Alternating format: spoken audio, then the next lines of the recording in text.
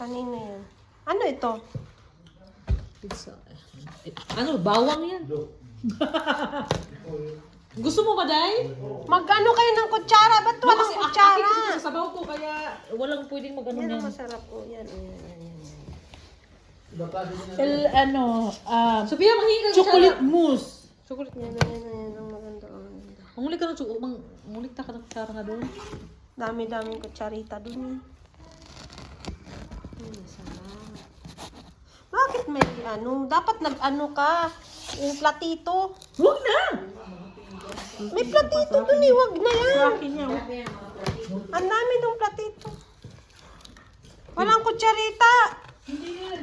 Dala ko ng ano. Ayusin mo ng paghiwa. Ayos yan. Maday. Paghingi ka ng kutsara kay Maday, Sophie. Ang sarap yan.